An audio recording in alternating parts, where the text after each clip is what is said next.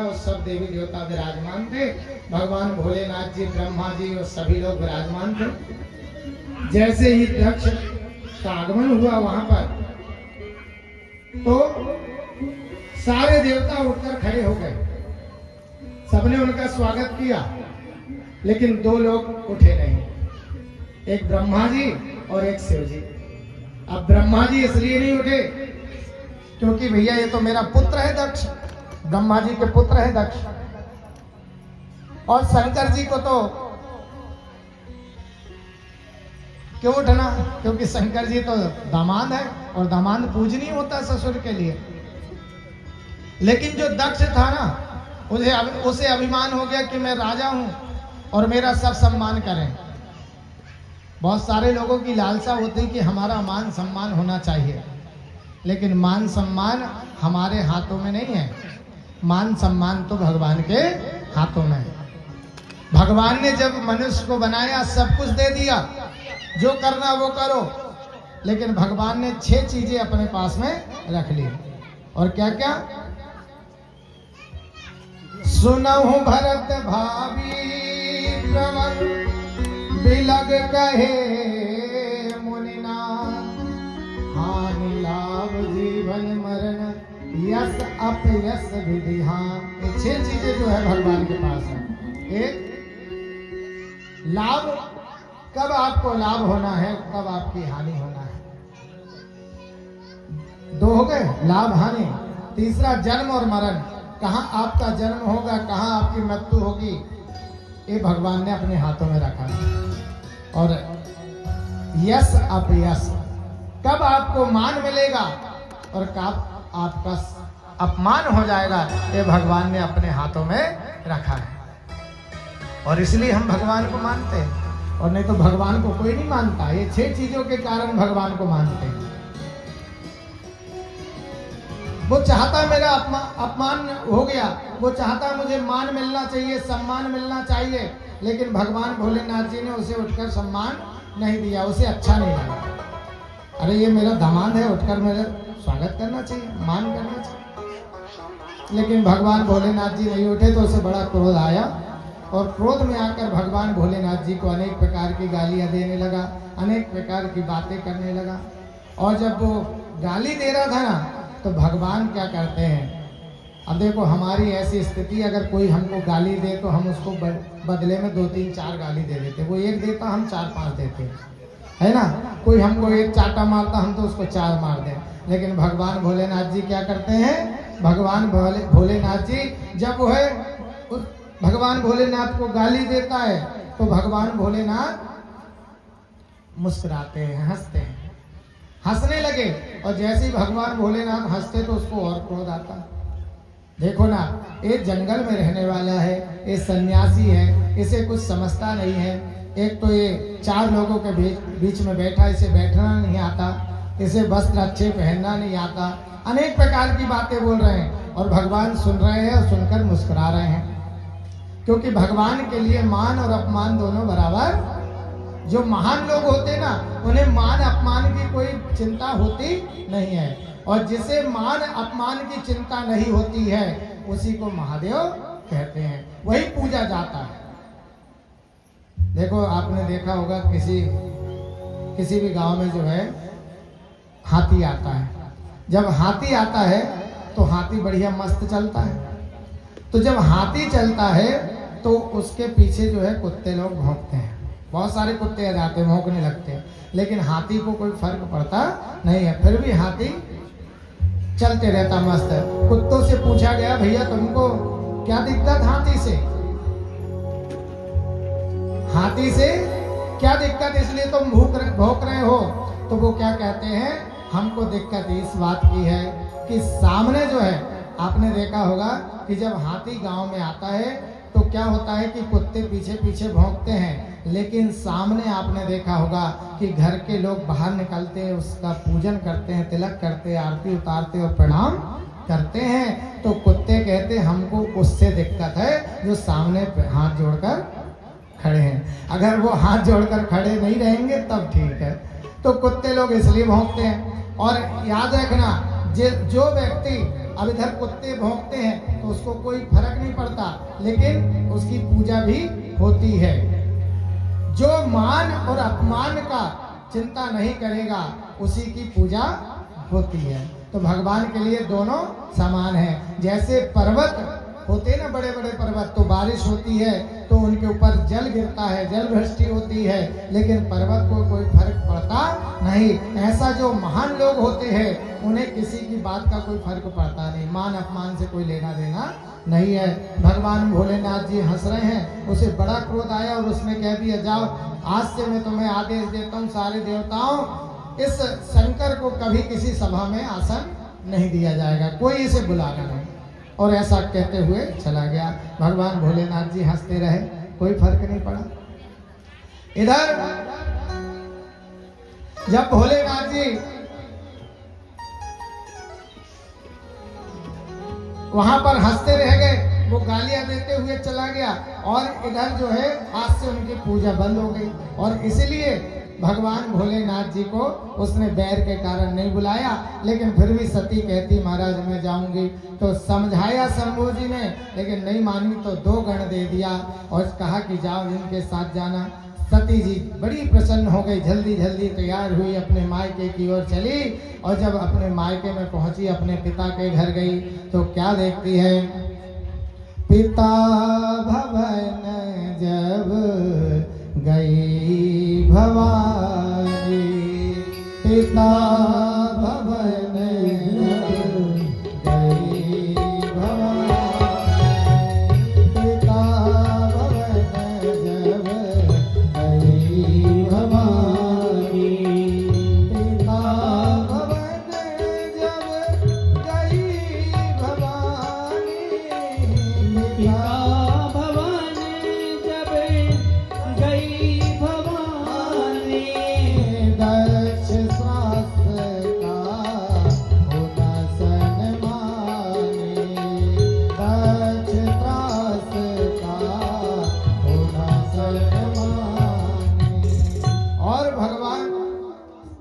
आज्ञा लेकर निकल गई।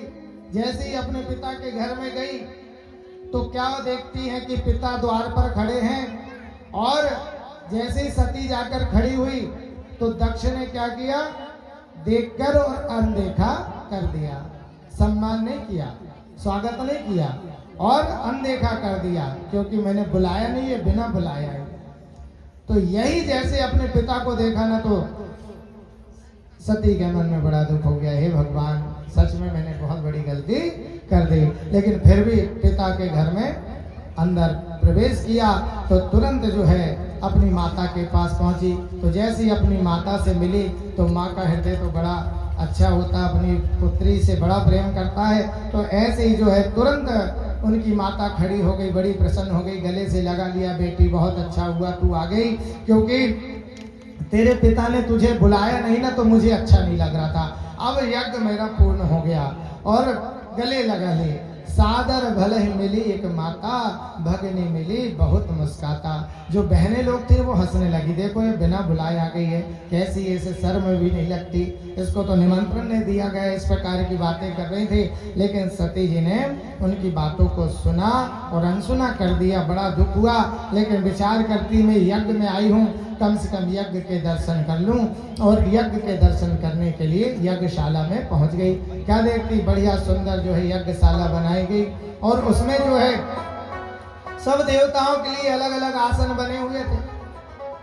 ब्रह्मा जी विराजमान थे, विष्णु जी, सारे देवता जो है विराजमान थे। लेकिन वहां पर सब देवताओं का आसन लगा हुआ था, लेकिन भगवान भोलेनाथ जी का आसन नहीं लगा था।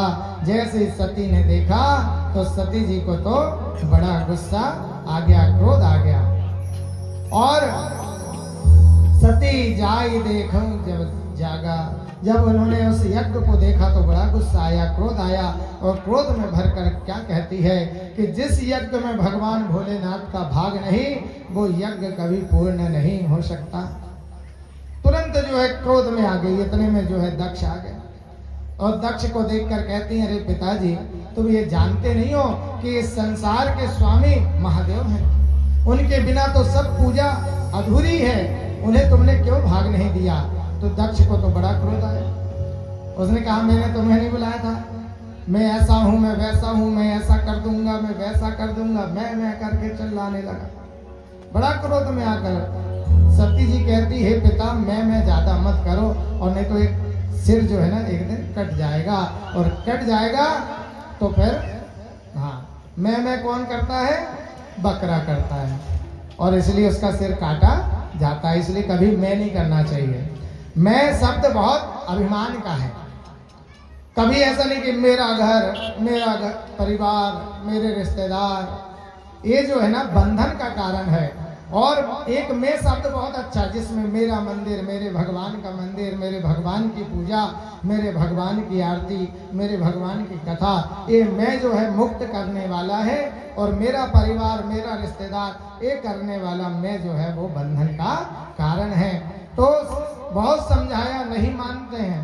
तो सती कहती है यज्ञ कभी पूर्ण नहीं हो सकता, और तुरंत जो है वहां यज्ञ कुंड के समीप बैठ गई सती जी, और सती जी हाथ जोड़कर भगवान शिव जी से कहती महाराज मैंने आपका कहना नहीं माना, मैं यहाँ पर आ गई, अब इस शरीर से मैं आपके कैसे दर्शन करूंगी, मैं इस शरीर से आपको आपके सामने कैसे जाऊंगी, इसलिए इस शरीर को मैं त्यागती हूँ। और भगवान विष्णु जी से क्या कहती हैं कि हे भगवान मुझे ऐसा आशीर्वाद दो कि मैं जब इस शरीर को त्यागूं तो मुझे जो है फिर अगले जीवन में पति के रूप में शिव ही प्राप्त होना चाहिए। सती मरत हरिसन वर मांगा, जन्म जन्म पद शिव अनुरागा। हरि जी यानी विष्णु जी से विनती करती है महाराज हमें ऐसा वरदान दो कि मेरा जब भी जन्म हो तो मुझे पति रूप में भगवान भोलेनाथ जी ही मिलना चाहिए, लेकिन साथ में एक वरदान और देना कि ऐसा पिता अब जीवन में मिले नहीं। अब ऐसा पिता नहीं चाहती मैं, महाराज मैं मर रही हूं, लेकिन अब मुझे तुम पत्थर का भी पिता दे देना, लेकिन ऐसा दक्ष के जैसा पिता नहीं देना। और इसलिए भगवान विष्णु जी ने फिर जो है सती जी को कहाँ पहुंचाया? हिमालय पर्वत के यहाँ पत्थर के पिता मिल गए, लेकिन दक्ष के यहाँ उन्होंने जन्म नहीं लिया। आज अपने प्राणों को सती जी जो है समाप्त करने लगी, और क्या करती है कि अपने योग अग्नि से शरीर को जलाना प्रारंभ कर दिया। जैसे योग अग्नि से शरीर को जलाया, शरीर जलने लगा, तो जो रुद्रगण थे उन्हें बड़ा क्रोध आया। तुरंत जो है वे यज्ञ को विध्वंस करने लगे।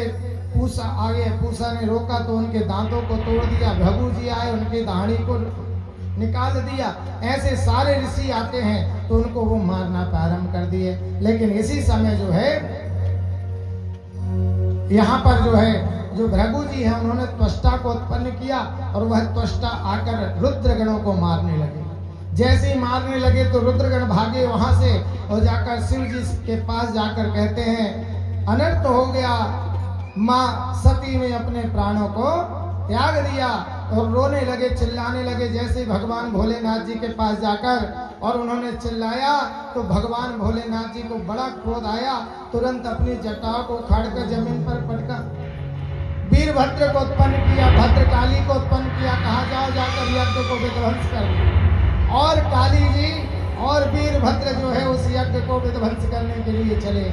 उनके पीछे पीछे भगवान भोलेनाथ जी भी अपने हाथों में त्रिशूल लेकर और यज्ञ में पहुंचे।